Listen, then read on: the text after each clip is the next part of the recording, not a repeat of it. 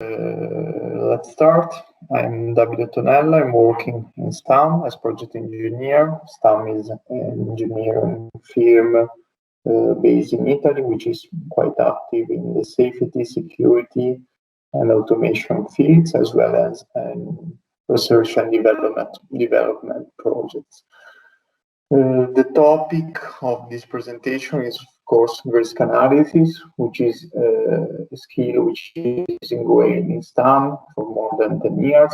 And of course, today we are most likely to talk about risk analysis applied to automated systems. So, first of all, starting from the basis, what is risk analysis? I've taken the ISO 31000 as a reference because, of course, some of you know that it is one of the most, let's say, important reference standard for what concerns risk management. So basically, the risk analysis is only a part of the risk assessment process, and this phase starts with the risk identification. Then we have the risk analysis, which is, I can say, the most complex phase. And after that, through that output, we can pass to the risk evaluation. Specifically, the risk analysis is the part which is dedicated to understand the risk and, of course, establish the level of risk.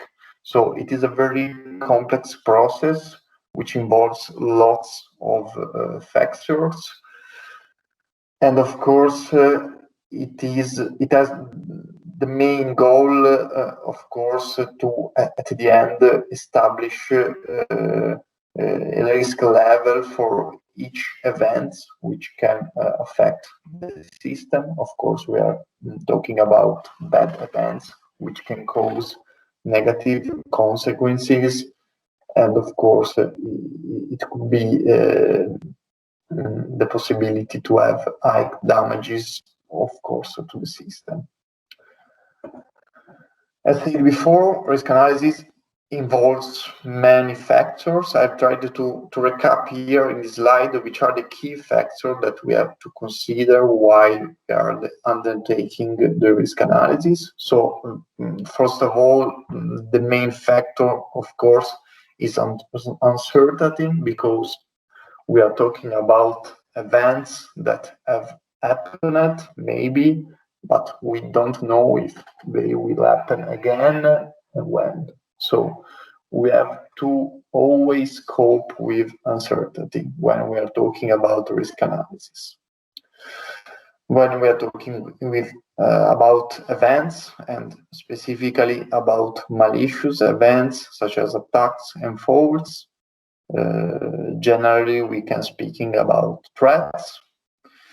And of course, threats are characterized by the likelihood of occurrence and the consequences, so which are the damages that these threats could cause the system under examination.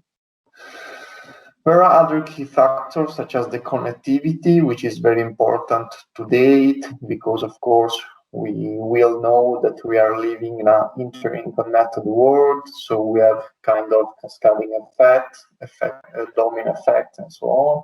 So it's very important to always deal with connectivity.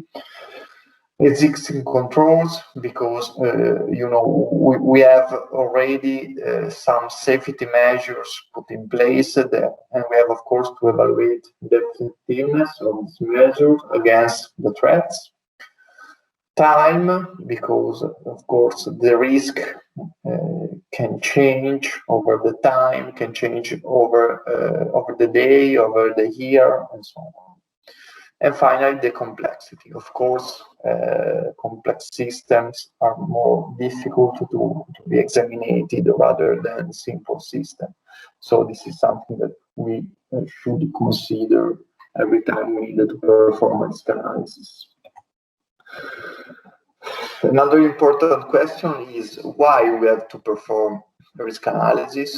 So, of course, we can have lots of reasons, but I've tried to indicate these as three main reasons. So we have to protect the values of our assets and, of course, of the system and its component. We have also to safeguard business and service continuity. So basically avoid incidents and attacks could make us continuing the operation and, of course, still going ahead with the business without any economic losses. And finally, of course, since the risk is always greater than zero, we are talking about reduced risk, we have to elaborate some emergency response and mitigation plan in order to cope with this risk and, of course, try to mitigate the consequences. There are a lot of risk analysis methodologies existing nowadays. So also here I tried to define some categories in order to divide the methodologies in a smart way. So of course it could be dependent on the type of output. So we can have qualitative risk analysis, which can provide us just pictures, maybe through words, or we can have quantitative results expressed as number. We can have deterministic results, or maybe stochastic. Of course, as I said before, uncertainty has to be taken into account, but anyway, we can also have some deterministic outputs anyway. We can use a scenario-based approach, so we can start identifying the scenario and then understand which is the risk level of each scenario.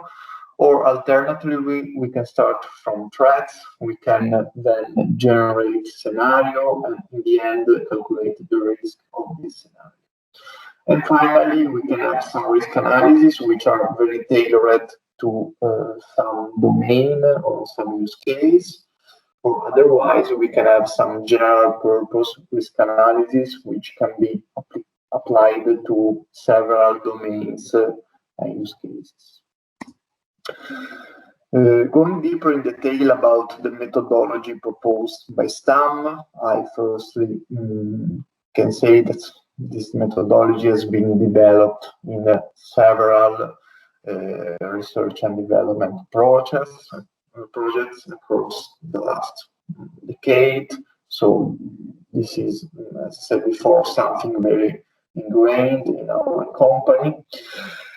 And basically, our risk analysis methodology is a quantitative, deterministic, threat-based, and cross-territorial methodology. So these are the features that we have selected because I think that this can bring an added value to our methodology.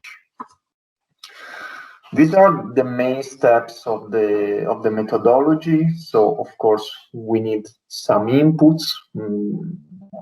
As usual, we use basically a model of the system, some historical data related to the threats that we are considering, some economic figures, the safety and the security measures existing, as well as some sister properties that, of course, can change according to the typology of the system. The first step is, of course, the scenarios generation. So, as I said before, we start from threats. We consider several factors, and in the end, we generate a large set of scenarios.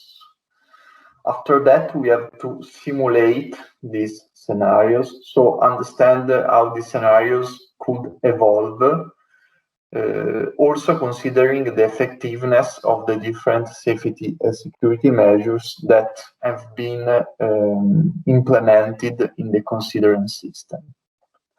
After that, for each scenario simulated, we should compute the likelihood and the impact of this scenario. And in the end, as outputs, we can have a sort of risk level that we usually express as euros per year, or other outputs explaining the consequences. That could be, for example, the number of casualties, the number of injuries, the number of physical damages, the economic losses that could be generated by the consequences, such as also, for example, the revenues losses due to business interruption. Just to be very clear, this is a methodology that today we have applied mostly to critical infrastructure. So only recent year we are trying to tune these methodologies to automate the system. So maybe sometimes you can find some reference to, let's say, to features or characteristics about critical infrastructure. This is basically the scenario 3 that we usually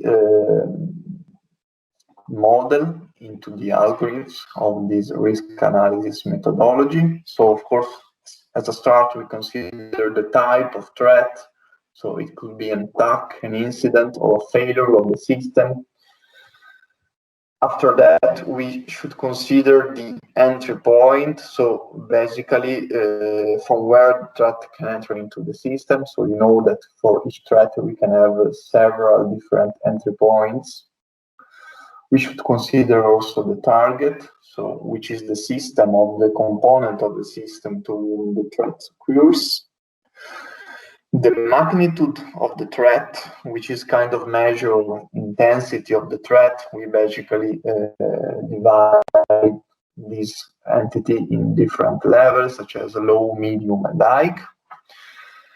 We have also to consider the time slot, so that when the threat occurs, because as I said before, time is a key factor and the risk can change along the day or maybe along the year. And finally, we have the outcome of the scenario. So basically how the threat evolves. So as I said before, we should simulate the scenario and understand the effectiveness of safety and security measure, and of course, at the end, how the scenario evolves. Here is just to give you an example of the complexity of these scenarios 3, because basically considering these numbers, which are not so high, at the end, we basically generate a very huge number of scenarios. So, as you can understand, it is very difficult to analyze manually this such large set of scenarios. So, of course, starting from this output, we decided that this methodology should be implemented in some way through an application. So our idea basically was to create sort of microservice to perform risk analysis of different systems. So basically, we call this microservice RAMSES, which stands for Risk Analysis Microservice Solution. So basically, RAMSES is a sort of web service which is composed by, of course, a database containing lots of information about threats, about system properties, and so on. And then we have, of course, a computation engine which has been developed in Python, which basically contains all the risk analysis algorithms that we use, of course, to carry out the risk analysis from the beginning to the generation of the results. Using these microservices, we have basically built lot of web application for risk assessment. which basically exploit this microservice. So web application can send inputs in JSON format to this microservice. Of course, here we can use, for example, a broker such as Kafka or other interfaces such as REST API. And then, in turn, the microservice provides the web application with outputs in JSON format. Again, going briefly on the input to the microservice. Yeah, this is just an example of possible input, which is most referred, as I said before, to critical infrastructure. So basically, the most advanced input that we could provide now through our application is a graph database representing the system under examination. Of course, this database contains all the information of the components of the system and also of the relationships between the components of the system. So here we have an example referred to critical infrastructure. So we can say some areas, some assets, some security measures, and of course a threat that could be perpetrated against the assets of this critical infrastructure. So this is just an example of which are the data that could be ingested by our microservice. And then, of course, the microservice provides the web application with some useful outputs. The most important is the risk register. The risk register is a kind of document containing all the risk scenarios generated and analyzed by the computation engine. And of course, for each scenario, the microservice provides a lot of information, such as the main variables, defining the scenario, the likelihood, the impact, the different kind of impacts, and of course, the risk level of this scenario.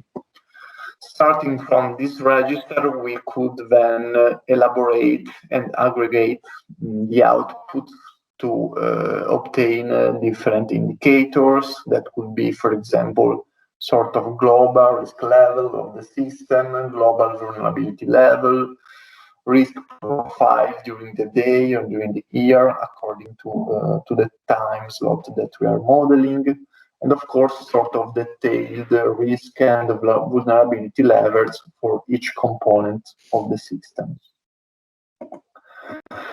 Now, just to give you a very, very rough idea, I would like to show you a short demo about the last web-based application that we've developed for another project, which is called Introductory, which is an Horizon 2020 process concerning with the protection of critical infrastructures in the industrial domain.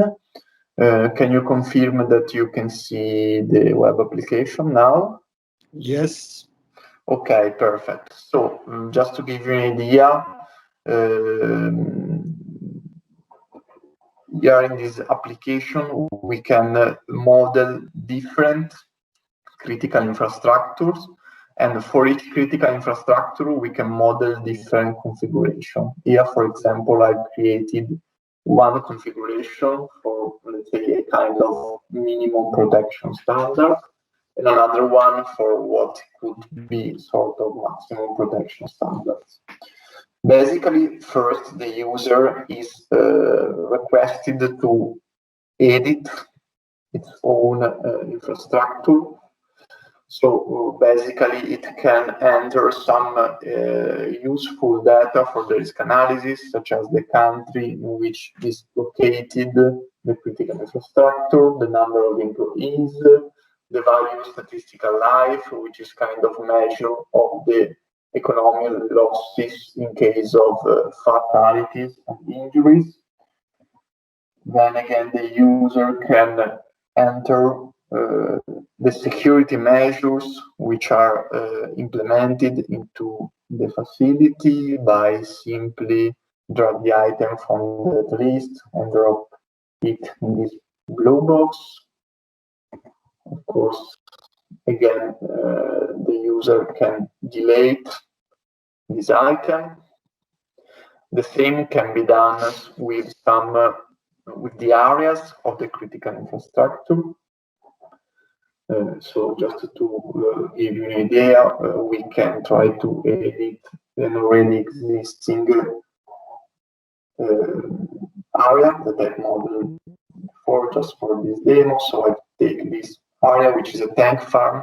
So the user is requested to enter the size of this area, the economic value per square meter, the presence of hazardous substances, and then also the number of people within this area during the different time slot of the day, which can be basically modified with this slide.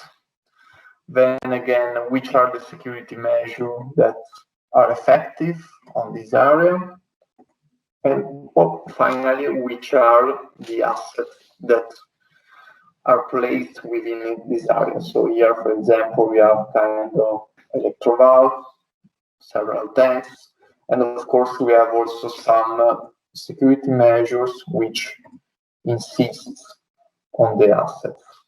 So we can also activate some of these security measures. So after that, we can basically save the configuration, and basically the modeling of the system is completed. After that, we should basically click on the button run to have the results of the risk analysis. Of course, we have to wait for a few seconds, and while in the moment the web application is conducting the microservice, and the microservice is running the risk analysis algorithms. And after that, we can basically have a dashboard with all the indicators useful to the user for understanding the system. So, for example, we can have the total ASMAR risk level, which is split according to the attack which can be perpetrated to the system, but also split with the risk source. So, for example, fatalities, injuries, physical damage to the infrastructure. We can have also some indicators about vulnerability of the system according to the different attacks, or the daily risk profile in this case. So according to the time slot of the day, we can see the risk levels split in different attacks. And we can have also the loss exceedance curve, which is kind of indicator which explain the likelihood of having a loss greater or equal to the expected loss that we have in the x-axis. Then we have another dashboard, which basically shows all the components of the system that we have modeled before, and for each component we have the risk level as well as the vulnerability expressed. So this is kind of spatial distribution of the risk. We have also kind of chromatic scale in order to allow the user to understand which is the most risky components of a class. And finally, as I said before, we can also see the risk register exported as a format, as Excel format, which is of course is the most completed information. It contains all the scenarios that have been created for this data So configuration. So for now I just example, want in to take some pictures this for case, the demo. we have But I had like, generated say, okay. 13,239 No, I scenarios. So this is a very, sorry, there's some a kind of a noise. training Please session mute your for the microphone. EU project. They just talk about some methods. Huh? Sorry, there is some background noise. Please let Davide finish his presentation.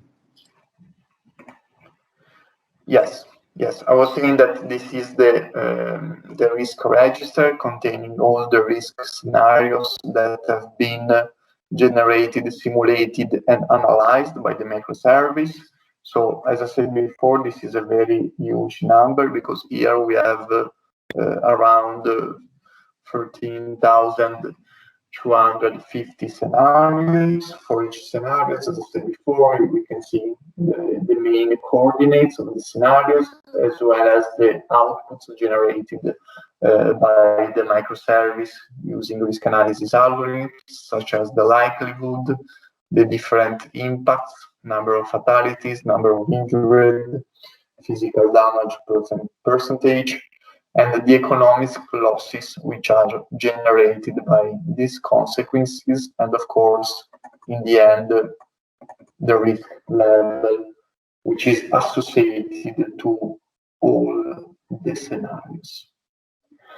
So, coming back to the presentation, just for the conclusion, these are the improvements that we would like to implement in values. Of course, we have just started the work in this task, so the improvements are still work in progress. So the first goal is, of course, to continue in the refinement of the methodology, to adapt it and make, say, this shift from critical infrastructure to automated system.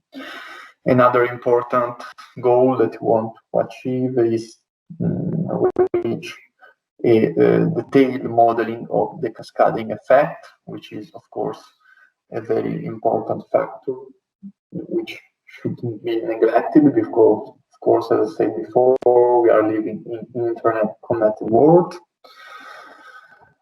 We would like also to try to add to the microservice and to the methodology the capability to cope with lack of historical data, because of course for some threats such as cyber attack, we basically miss some historical data, or we have few of them.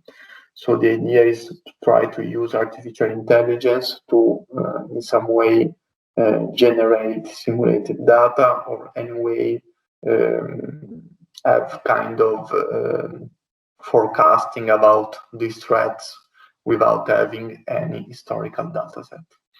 And finally, we would like also to implement sort of real-time risk analysis using, for example, the feedbacks coming from different sensors of the system in order to carry out a sort of rapid impact assessment that, of course, could provide the user with some important information and at a glance in order to properly react and also mitigate the consequences of the threat which is occurring.